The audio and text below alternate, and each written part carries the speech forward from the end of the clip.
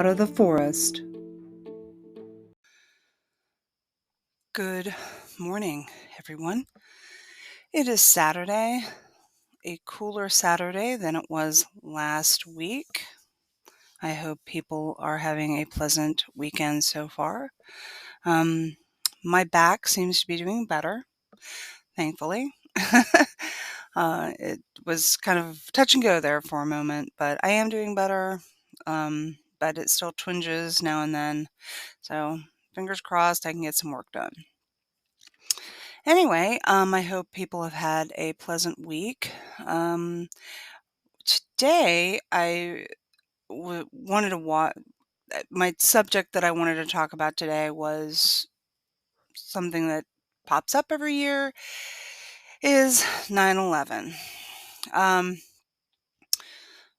I was this morning. I kind of as an aside. I like to watch airplane crash investigations.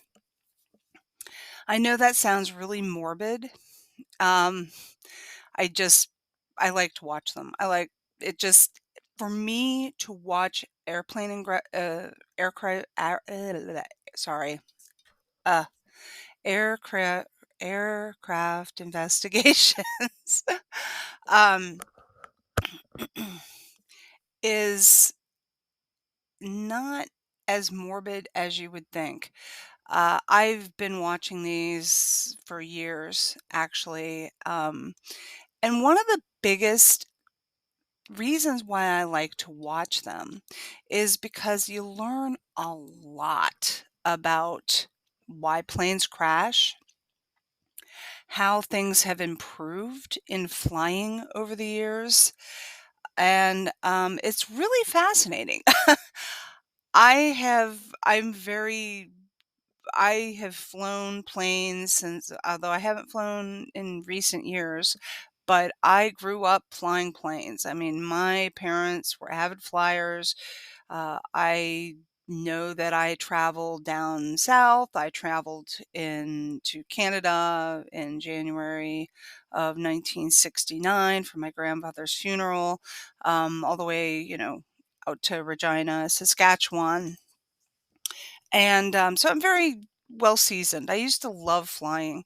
And then I started getting some anxiety in my early adult years. I started to develop some anxiety and I was having problems. And I actually had to take Clonopins or Xanax or whatever to actually get onto a plane. And I don't know what triggered that per se because obviously there's been plane crashes forever. So I don't really know. I think mostly it was because I felt out of control.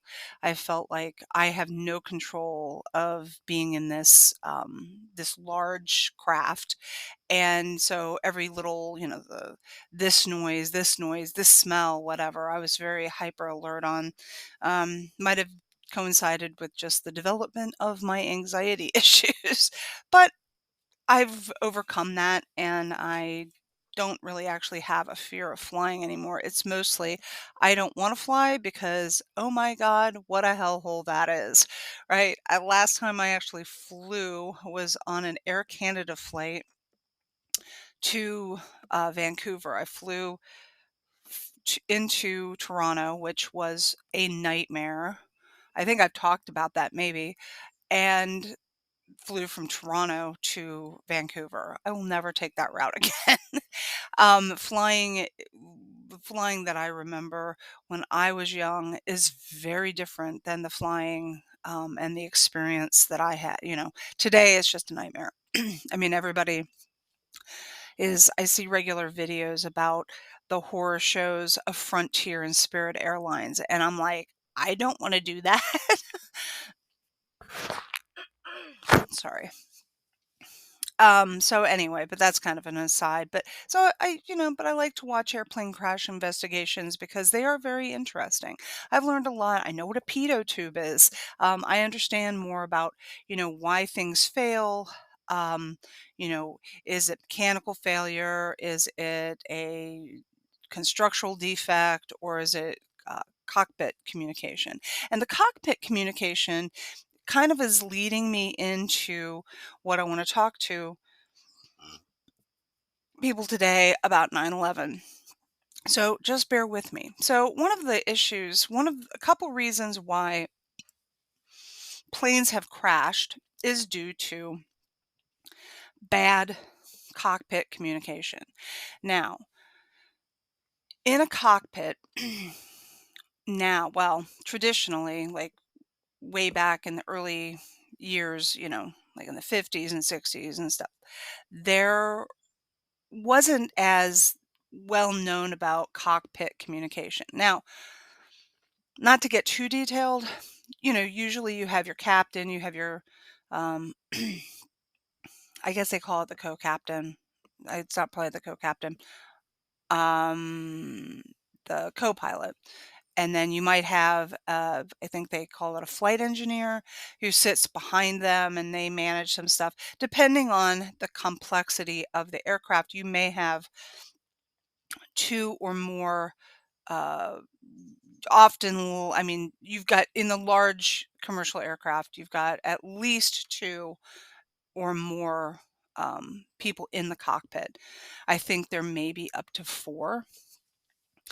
In smaller single, like little tiny craft, you only have the one pilot. But in these larger craft, because they are so complex, you have a lot of things you have to manage. So you do need two people. And one thing I learned today by watching this latest one, it was on a Korean uh, flight crash that happened in 2002.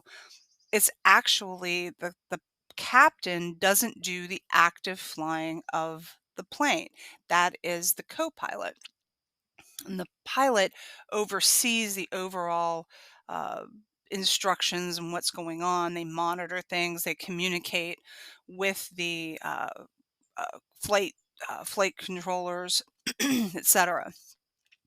And one thing that I don't know if many people understand too is that as a standard across the planet, all aircraft communication with planes and flight these are on commercial aircraft has to be done in English. English is the standard language for all communication. So you have to be fluent to be able to communicate because you're going into all of these various you know airports all over the world, and so English is the standard language, so they have a common language that they can actually communicate instructions to. Okay, just happens to be English.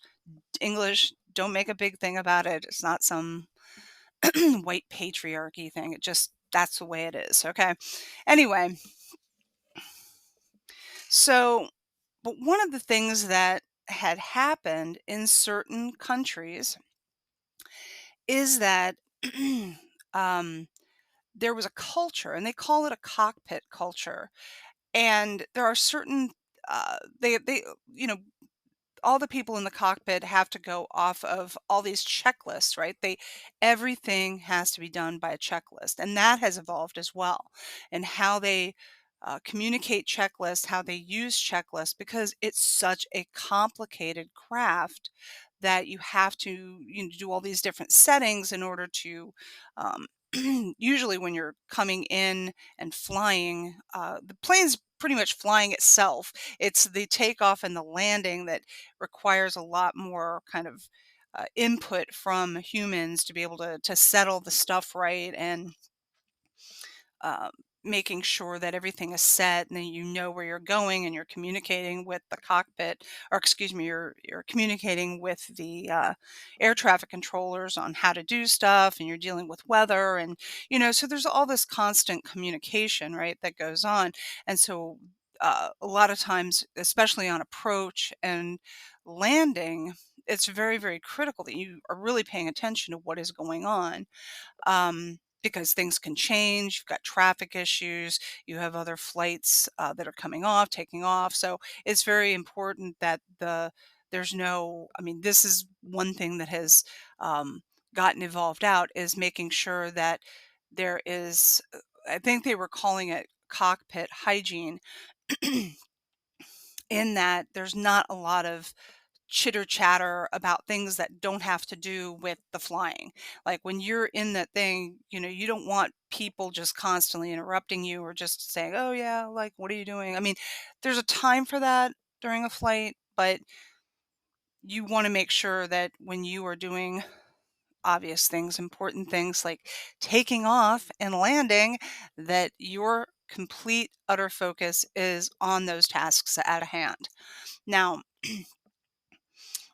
so that is really, really important, and how you communicate. There's a lot of, they'll go through a list and say, "Did we set this? Did we set this?" And they'll be yes, and they'll do a lot of repetition. So, did you catch what I said? Yes. Did it? Check. And that's done. You go to the next item, et cetera, et cetera, et cetera. Now, a lot of stuff on newer planes, those checklists are now in the computer, and so because there was an issue with one plane crash, that there was a critical part of the checklist and they've got these little books. You've probably seen them maybe if you've watched anything, and they've got these books and they check off all the things that they're supposed to do for whatever task that they have. And if they forget to, like, if they're taking off, and this was specifically for a flight that crashed during takeoff, they forgot a very critical um, checklist piece because they got interrupted by the tower was giving them some instructions, and they were going through their checklist and they skipped over a part, and because they skipped over that part, or they thought they had done it, that set the plane was not correctly set up for the takeoff and it crashed. I think it was like they forgot to set the flaps, or what, I think it was the flaps. And so it was, really, really critical. And so they have to make sure that they're following these things. You can understand. It's like, oh, we didn't set that right. Plane crash. Um, but the other really interesting thing that had occurred, or that due to some crashes, they realized that in some cultures, uh, and even in Western cultures, but mostly I think in like more Asian cultures or in other cultures, there was a culture of being the co-pilot being subservient, lack of a better word right off the top of my head, to the pilot for obvious reason. The pilot has seniority, they have more flight hours, they have more experience. And so there was this culture of like, oh, you're the pilot. We must, you are the professional, you are the elder of the cockpit, so we must obey what you say. Well, this, as you can imagine, has caused a few plane crashes as well. And it was something that actually had to be trained out of all cockpit crews because they realized like this is really a problem. And in this one plane crash, again, I don't know I can't remember the names of these plane crashes, but in this one plane crash, that actually caused the plane to crash because the co-pilot did not speak up when they saw the pilot doing something incorrectly. Okay. And they were afraid to say anything because they said, well, that's the pilot. They should know. So I'm not going to say anything. And instead of questioning or uh, being comfortable in saying that isn't set, or did you know this isn't happening, or do you know that this, and speaking up against the pilot,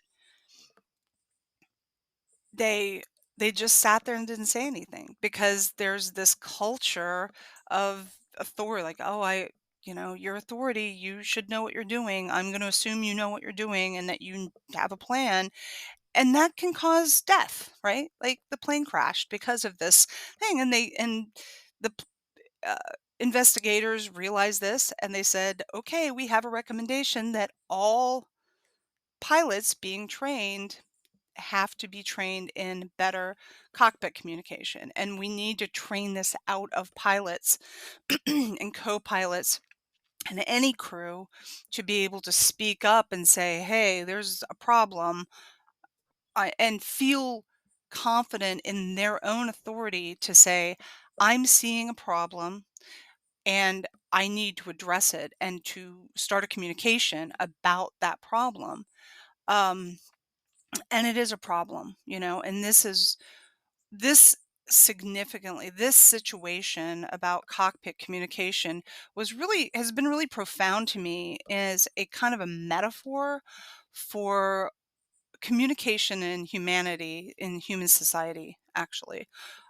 Because I see this repeated over and over and over again, that we don't communicate. And this is a theme that I have had in my podcasts that I'm trying to get across, is that we have to learn how to properly communicate with one another.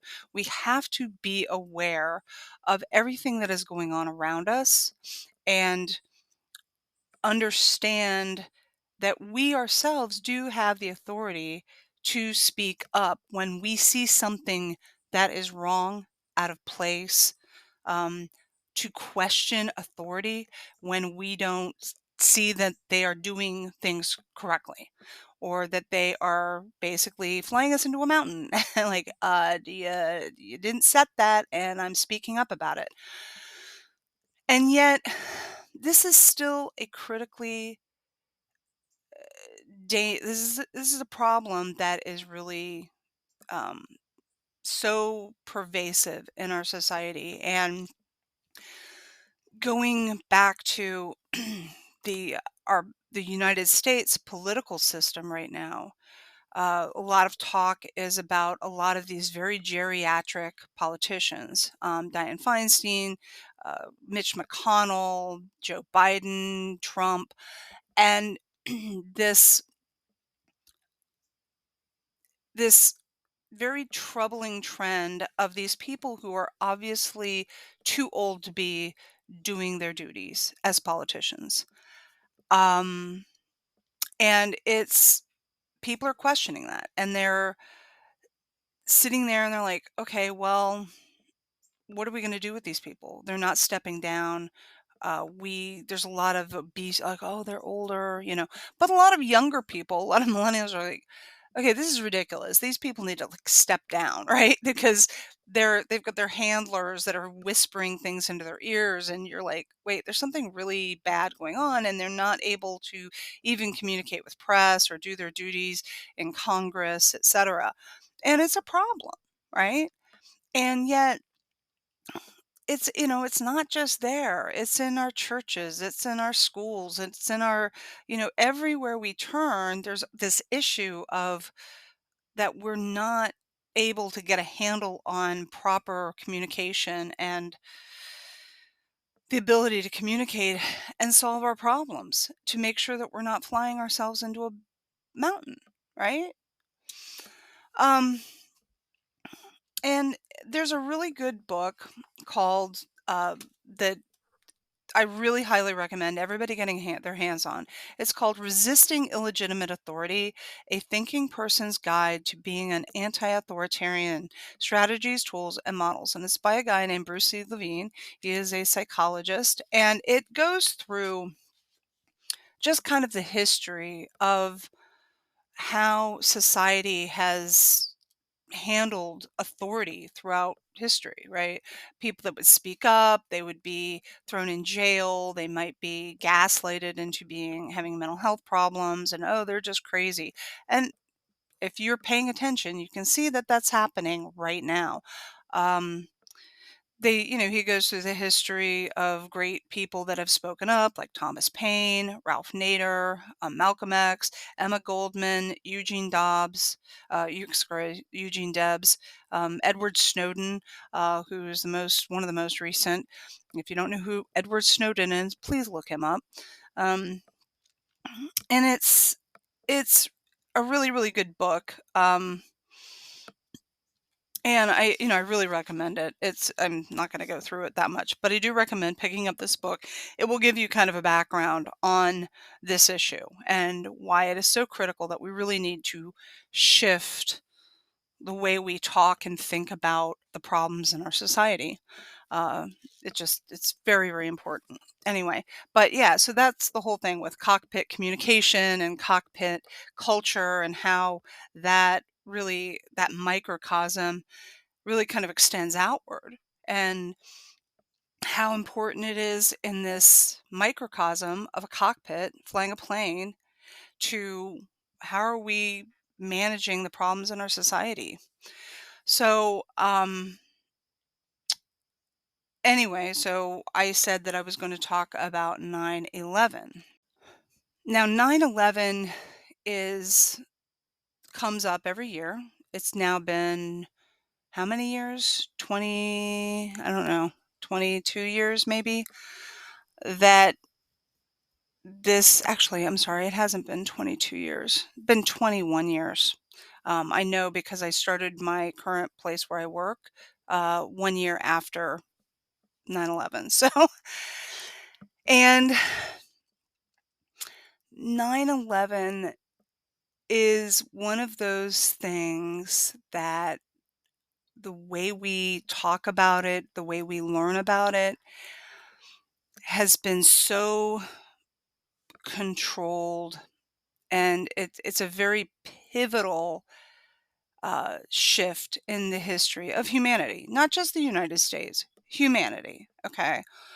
It was a catastrophic, horrific, traumatizing event. Okay.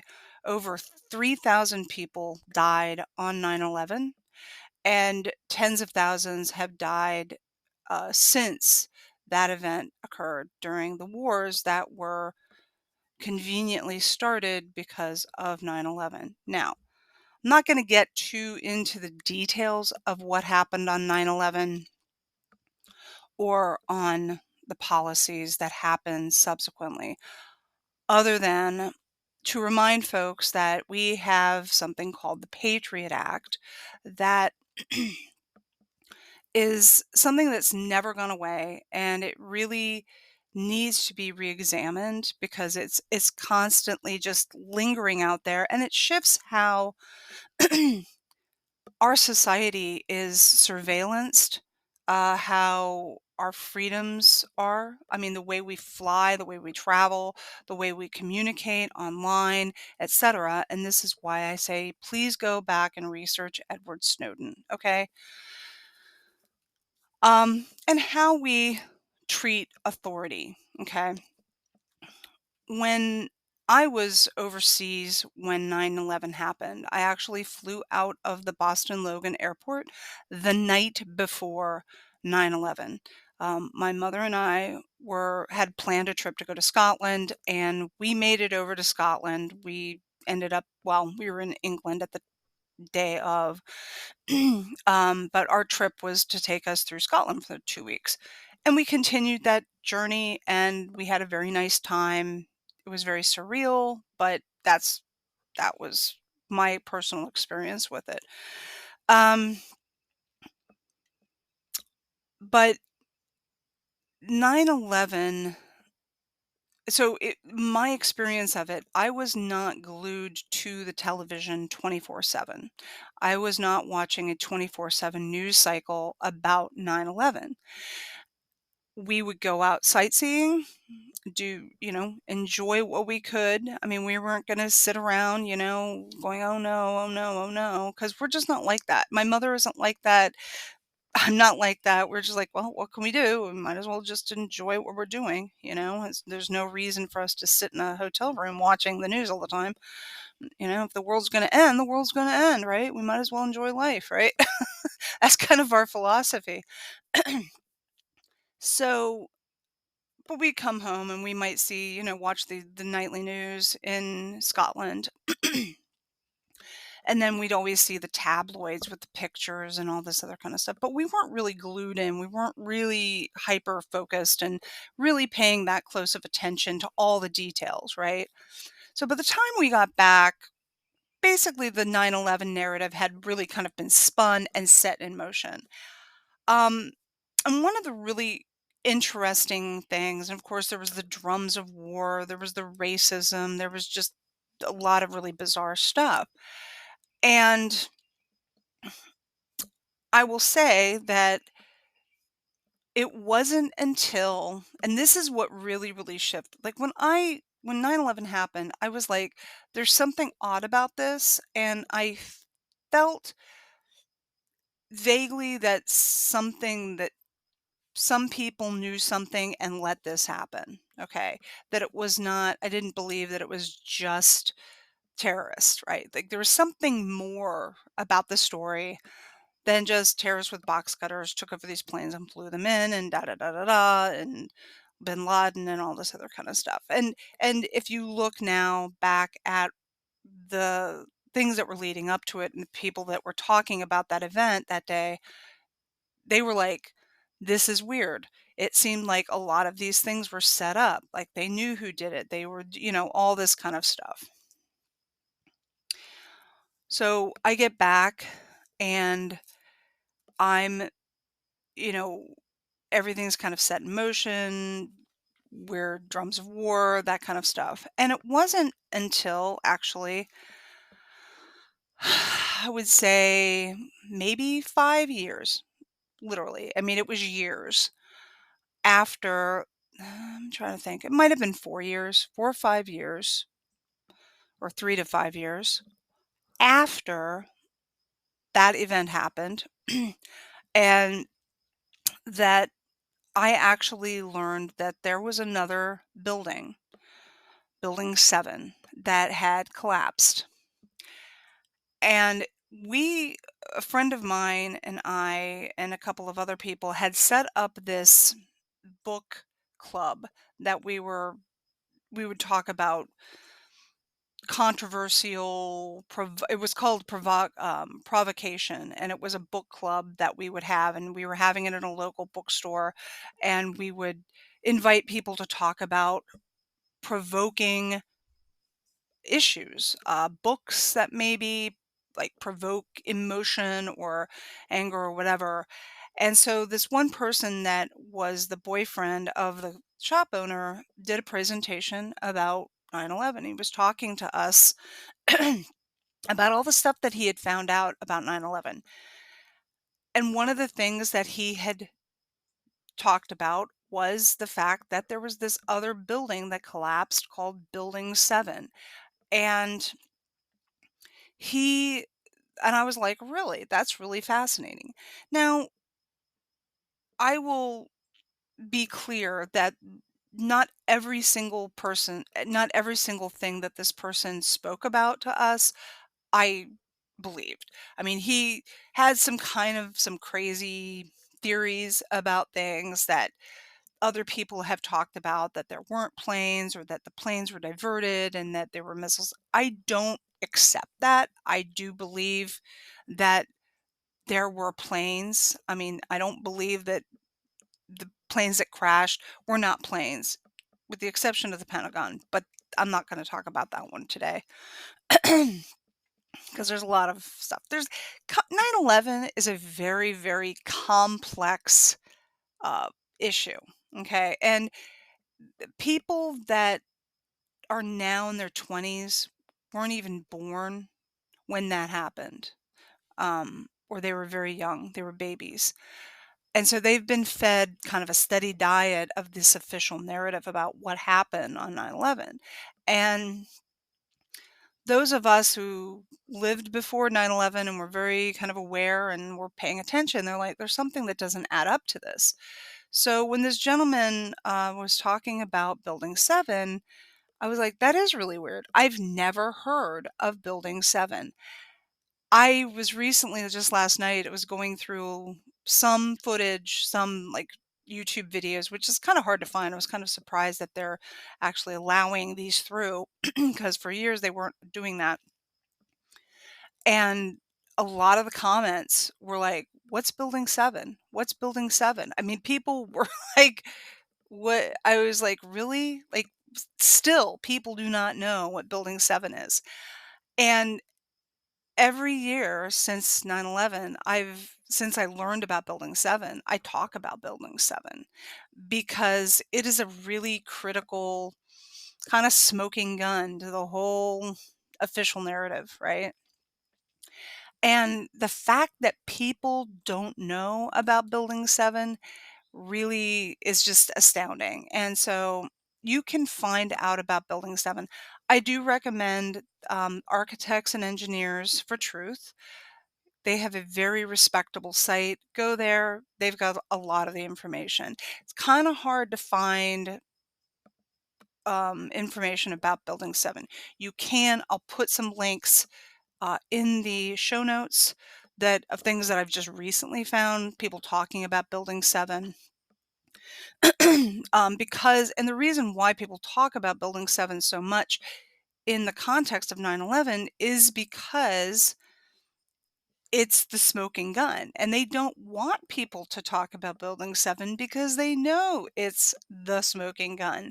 And the reason why it's a smoking gun is because it makes no sense as to why it collapsed, and that the official narrative of it collapsed because uncontrolled office fires weakened the steel and caused its collapse doesn't add up, okay? The troubling thing about people that look at this and believe the official narrative, they really don't have a handle. I'm not a physicist, but you don't have to be a physicist to understand basic physics. Okay. Um, you can learn rudimentary building construction and start questioning 9/11. Okay. You don't have to be some advanced degree person to understand there's something not adding up about any of them. The two trade towers, why they fell, Building 7, etc. It just does not add up. And we're told a lot of BS around these, given really lame excuses. Building 7 was the third building that collapsed in New York City. It was part of the World Trade Center complex, and it was kind of off to the side. You can look up a map of where it was, and it collapsed 7 hours after the towers were originally hit. It was not hit by a plane, okay? Now, granted, people have stated, "Well, but it was hit by the debris of the, trade centers that collapsed," right?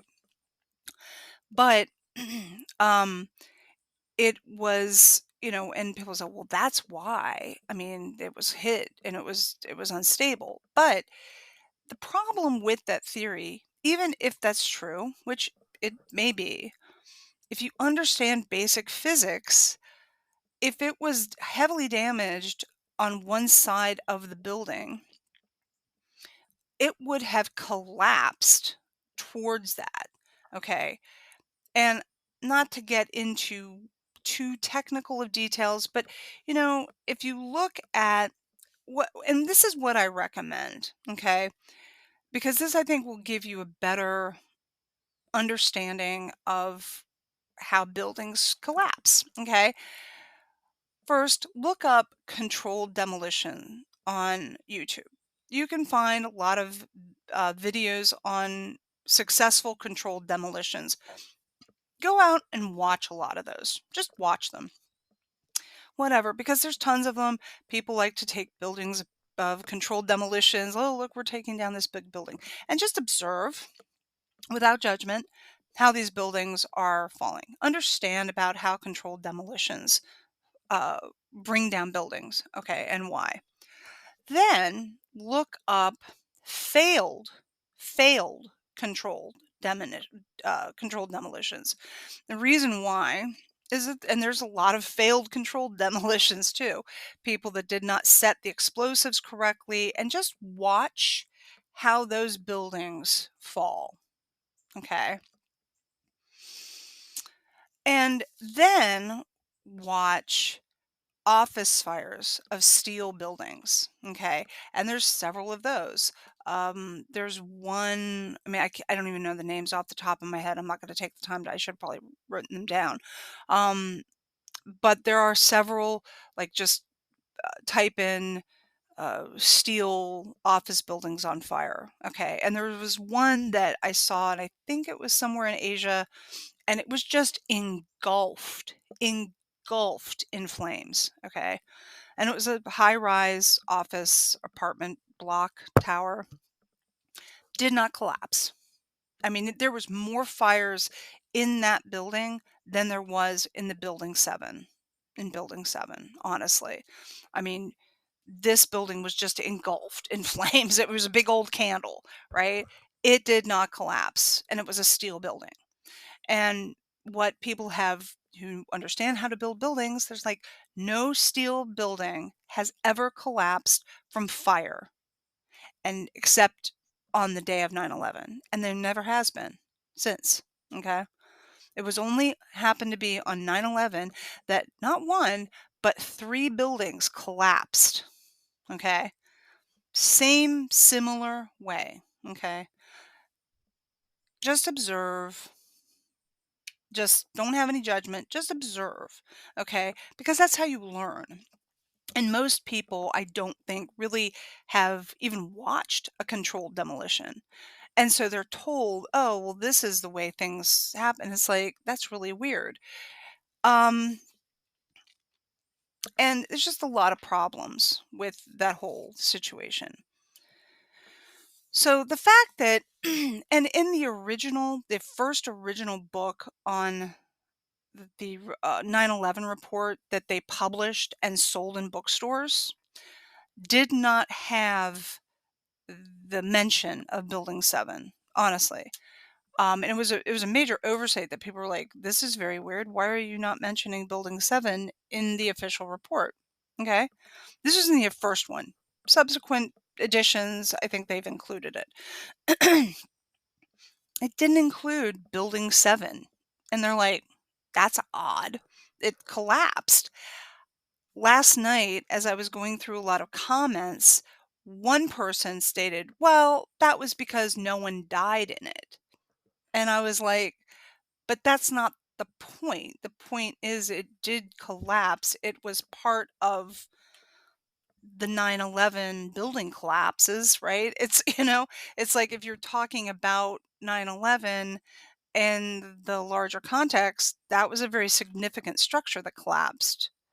Okay, and it was not hit by a plane. It was not hit by a plane. It was a 47-story building that collapsed. If you watch the way it collapsed, it's very weird. Like, why would it collapse that way? Just and the fact is that they have changed their excuses. The official people that have written this have changed their excuses on what caused the collapse. And the official narrative that they push right now is that, oh, they were just uncontrolled office fires, and the damage from the collapsed 2 twin towers caused it, and there was just uncontrolled, and it weakened the steel, and it collapsed. But the way it collapsed is the significant issue. And that is why it's not, it could have collapsed by damage to it, right? They said it was one corner on the other side. Um, but if you understand basic physics, that would have caused the building solidly to tip over into that weakened part and kind of fall in a very chaotic way. The way it collapsed is as the telltale signs of a controlled demolition, because it collapsed uniformly down onto its own footprint, basically. Okay. And people don't understand that because they don't understand how controlled demolitions work. And anybody in controlled demolition work, in architectures, understand how buildings are built, how they collapse, have seen that. They're seeing it with their own eyes and they're stating it. They're saying, "No, you are lying. These official narratives are lying." And all we have gotten back from the official powers that be is that anybody that questions the official narrative are crazy conspiracy theorists. Okay. And we're not allowed to talk about it. 20 plus years, we're not allowed to talk about it. Okay. We're not allowed to say, whoa, wait a minute. I mean, people do, but as with the whole COVID thing, you can see how anybody that speaks up and questions the authority and official narratives are treated. Okay.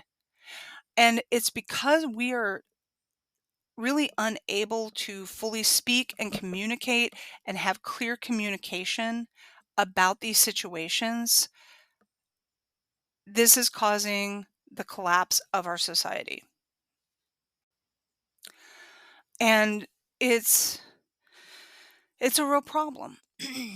um the fact that we don't have access, that humanity does not have full access, easy access, I should say, to this information, and that we are pretty much shamed from even actually discussing it.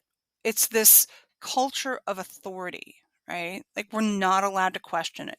Oh, how dare you question the official narrative? How dare you question the CDC or NIST or whatever? Like you're not allowed to question this, you know? And this is what is really troubling. And we need to get a handle on this. People are not, they don't have the foundational information, either understanding about logical fallacies, propaganda, understanding basic science. I mean, you want to talk about basic science, folks? I mean, during the pandemic, we were all told, trust the science, right? But that is not what you're supposed to do. You're supposed to trust the scientific method, okay? Not trust, oh, here are the results that we came up with. Trust us. That's what, trust our science, not trust the scientific method. Don't trust, like, oh, wow, we came up with these answers. This is the answers that we came up with. Don't question, right? And the scientific method is just brushed away, which means, you have to be able to question, you have to be able to observe, you have to be able to test and get reproducible results, right? That's the scientific method. You trust the scientific method. You don't just trust science. You don't trust, 9/11, there were uh, scientific uh, like official, like we know because you reproduce, this is what happens. We know how physics works. It's like if this happens, then this will happen. If you have a basic understanding of physics, you would understand that. You can reproduce that, right? Um, but a lot of that information to allow us to reproduce it and test it and question has been removed from the public sphere. Okay. The actual steel that from the the buildings, right, were, I think, within the year shipped off and resmelted and made into warships. I'm not joking. Instead of actually looking at the steel that was involved in these buildings, they were shipped off. We were not allowed to examine them, understand why this steel weakened the way it did, why it collapsed, and that should have been a critical component. I mean, we should have been able to do that because in an airplane crash, like if you have an airplane crash investigation, all that evidence has to be preserved so you can actually test it. If there is metal in a plane that, like, for instance, let's say rivets or even like tiny screws, right, from a plane, they find these things in plane crashes and they go, wow, this screw was the wrong size screw for this part and it caused the plane crash because the mechanics didn't put in the right screw because they did not follow procedure to get the correct screw and they put a screw that looked like it would fit because it was the same screw that was in there, but the original screw wasn't even the original screw, and they replaced it with that same screw, and the screw failed, right? Procedures were not done. They were not following actual procedures and going, "Oh, yeah." But the fact that they could find a screw in an airplane crash and determine that there was fractures in the metal, this part failed, we can actually do a metallurgical analysis and see how that, um, how we can see how that metal failed, the fatigue, etc. Right? They can actually do that in a plane crash investigation.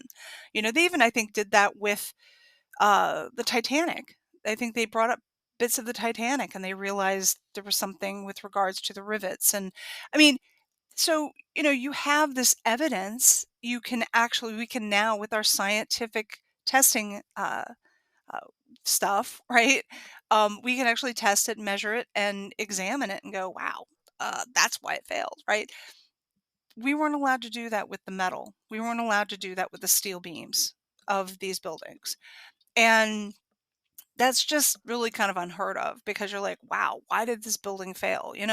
But it was such a shock and awe event, which it was designed to be, right? We all were traumatized that people didn't really say weren't really into the analytical. Our emotions were tested, right? Our emotions were, you know, um, we were just shocked into trauma. Okay. And so we weren't using our analytical side. We were fully in our emotional side, right? And we were mourning, and we didn't really want to look at, oh, whatever, that's just horrible, 3,000 people died, and you're caring about metal fatigue. But because we know what happened. They were terrorists. They told us they were terrorists, and these planes crashed into the building. That's all we need to know. I mean, obviously, I even thought that. I will say, when I started, almost immediately I heard people saying, why did these buildings collapse? And I was like, "What do you mean? Why did these buildings collapse? 2 planes flew into them, right?" And so I thought it was ridiculous for many years as to why anybody would question, why did the buildings collapse, right?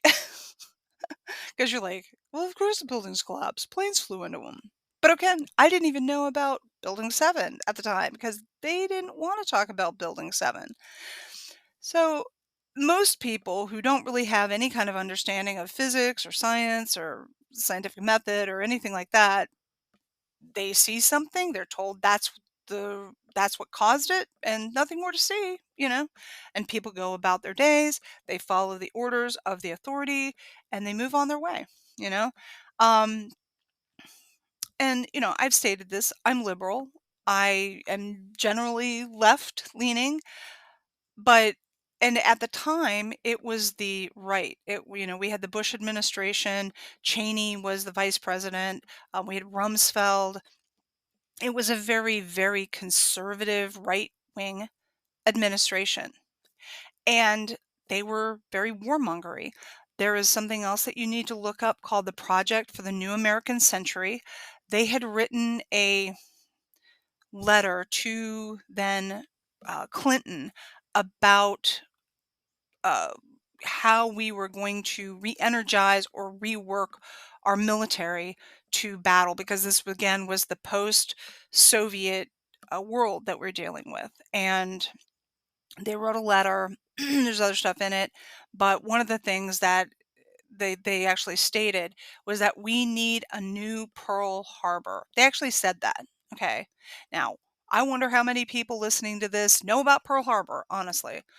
Um, but that it's basically one of these events that is so catastrophically pivotal in history that it causes us, like humans, to act and react. Okay, they said that we need another event like that. Well, gee, now we have 9/11. Isn't that convenient that we have this absolutely horrific event that killed people, and it's now seared into our minds?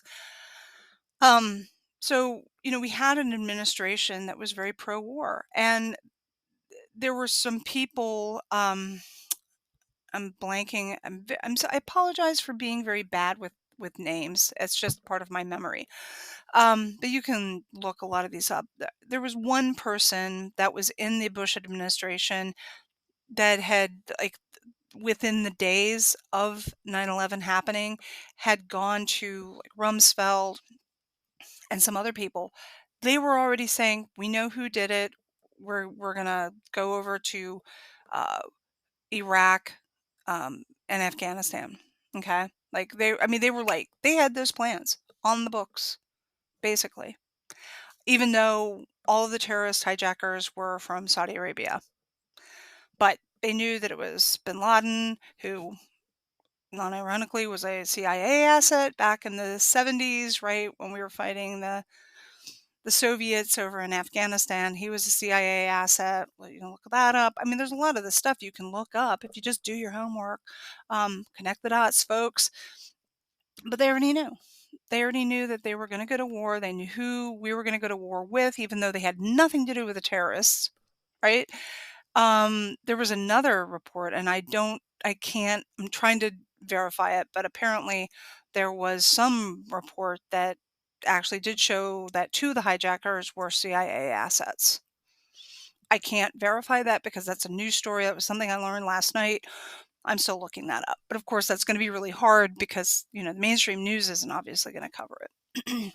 But overall, because 9/11 is a very, very complex issue, it is really hard to kind of get your arms around it because you've got Shanksville, you've got the Pentagon, there's a lot of different pieces, there's a lot of different information, stuff that happened, a lot of stuff. There's a lot of backstory. I mean, it takes a while to really kind of get your arms around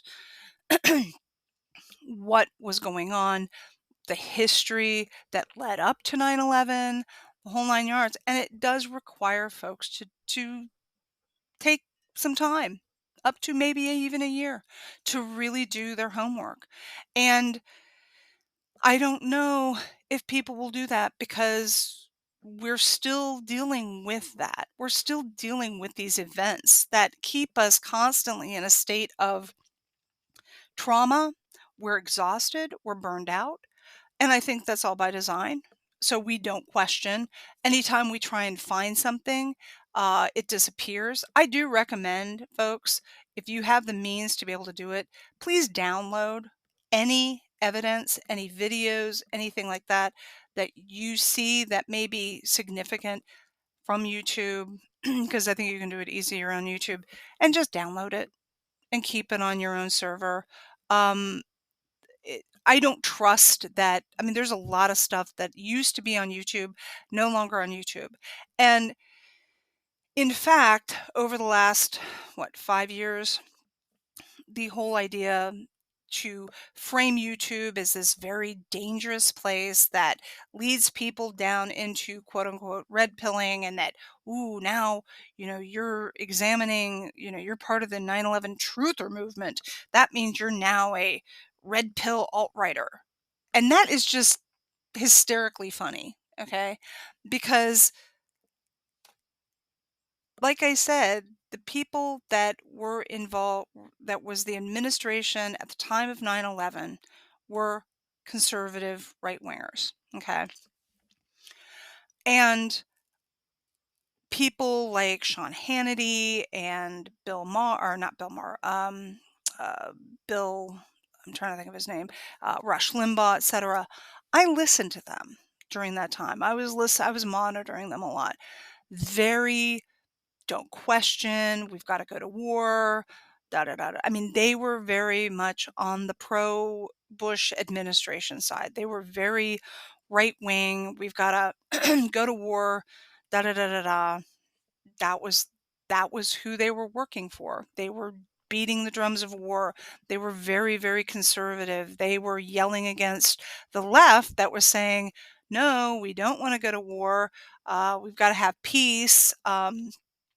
This is ridiculous, that the left was questioning. you know there were people probably in the middle, and I can't go back 20 years now and to ask my friends who are on the left, I'm like, what did you think of 9/11? Did you have questions? Did you seek truth? Did you, or were you like, oh, I must go to war? I mean, I really want to know because the left has kind of gone wonky with regards to the whole COVID pandemic situation in terms of, obeying authority and, just trusting the government and trusting authorities, right? It's very troubling that I don't know how people were reacting during 9/11. I can't, my memory is very faulty. I know how I was. I was like, why are we going to war? This should be a moment, a pivotal moment where we can gather for peace, that we can change things. I was over in Great Britain. I went to this memorial garden in London that was just filled. My mother and I went there. It was towards the end of our trip and you could sign a book of remembrance. And this park had a statue of FDR because our alliance with uh, Great Britain at that time during World War II was very pivotal. But this park was just filled with flowers and from all over the world. And they had a tent, and you could go in and line up and sign a book of remembrance. My mother and I did that. There was, you know, quotes from the song Imagine. I mean, people from the Middle East, everyone was like, "This is horrible. This is a absolute tragic event, and we must love each other more." And I was like, "Wow, maybe this will really shift the planet into waking it up to be a more peaceful. Like, let's make better choices with our foreign policies and loving each other more." And it felt kind of like that's going to shift. And instead, the Bush administration, the Bush Cheney administration, were beating the drums of war, and no one would deter them. And the right wing media at the time was very, very, very pro war, period. They're the ones who got us into these wars. Okay. And now, strangely enough, people that I know voted for Bush are now saying, "Oh, well, we gotta get out of war," and, the Democrats and all this other kind of stuff, and it's like, people, I know for a fact that you voted for Bush and Cheney. I know that because 'cause you're a conservative, you're Republican.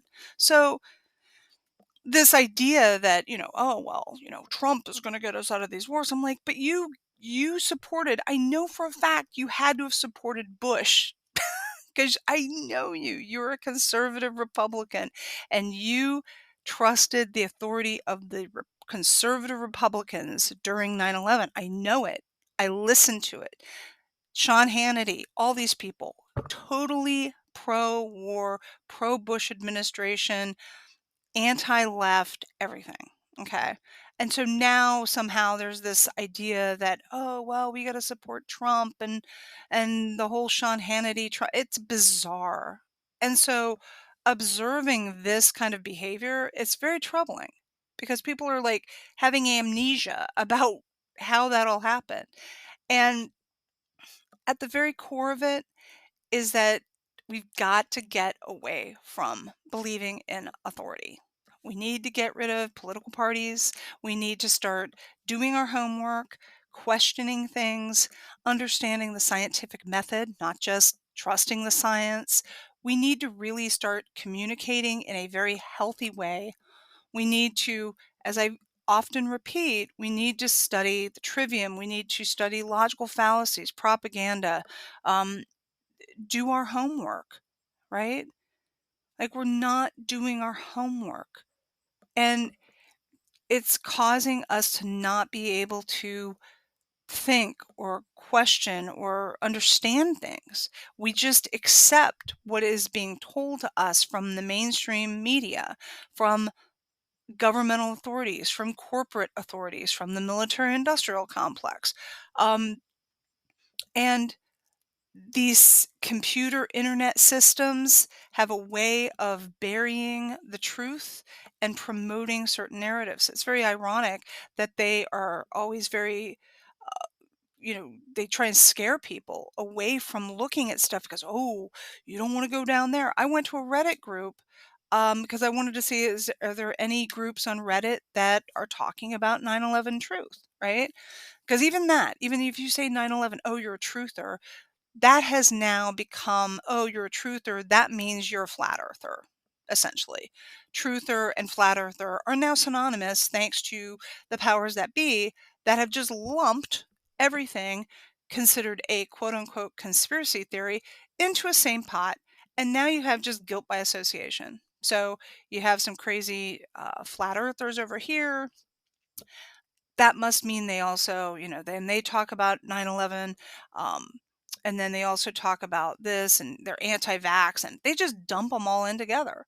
And so anytime I come up against anybody that sits there and says, "Oh, these crazy conspiracy theories, you're blah blah blah," and I said, "Which ones? What are we talking about? Because they're not all the same, people. You cannot compare the flat earthers to 9/11 people that question what happened on that day, i.e., called the truthers, right? Truthers is now an epithet.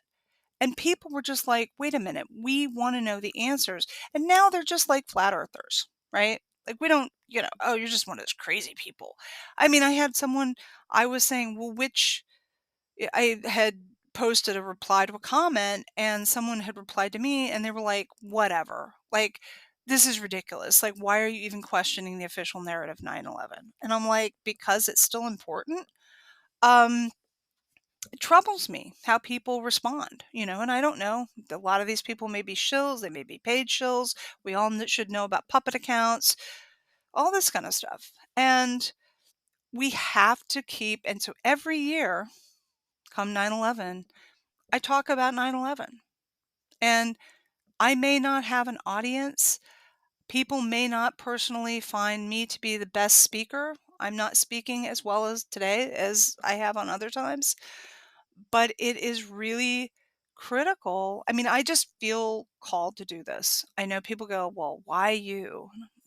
Like, because, you know, I mean, why not me? I mean, I'm just one person, but maybe one person might listen to this podcast and it might invigorate them. It might inspire them to do stuff like do homework, right?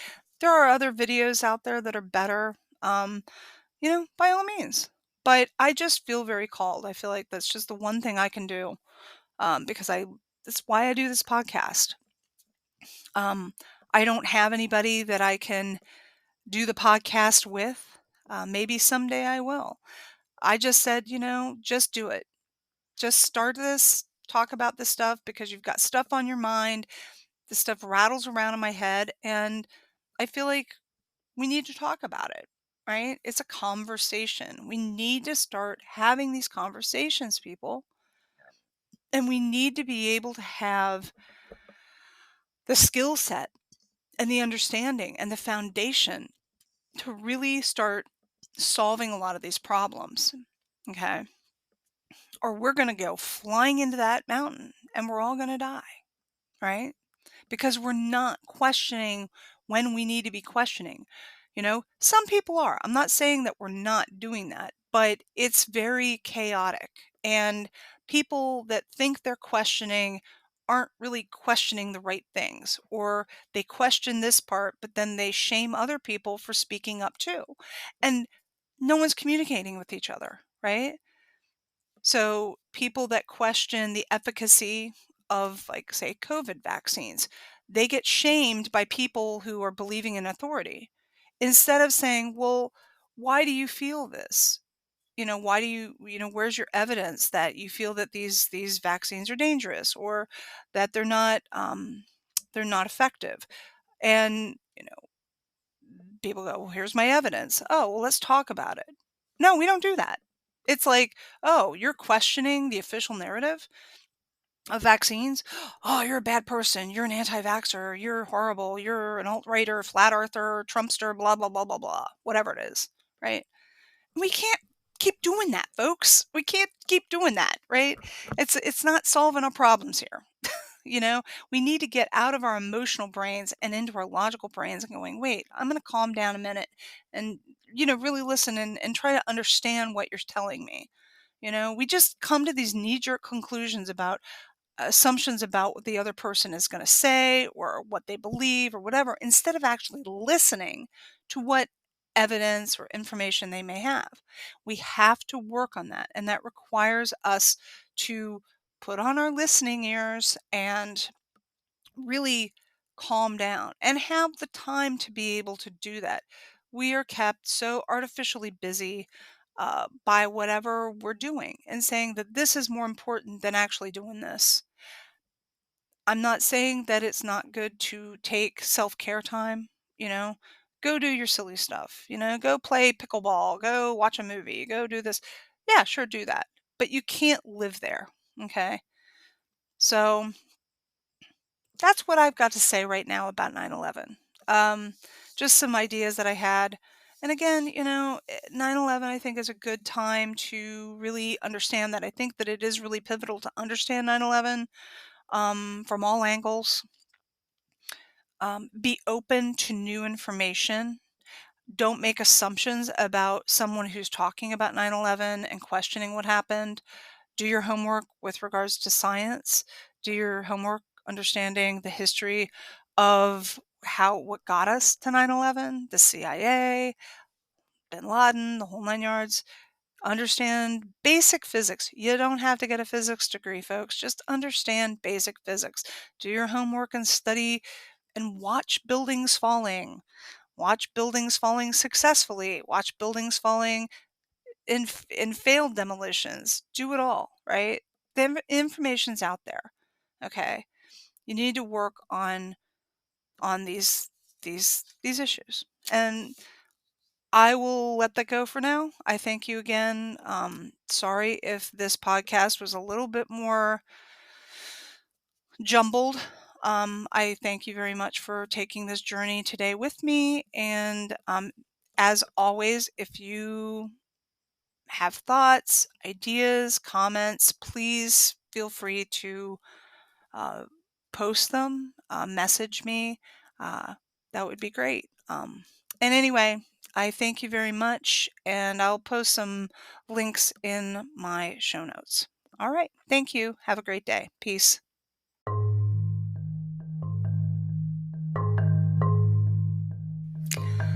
This has been an Out of the Forest production. Thank you for joining me.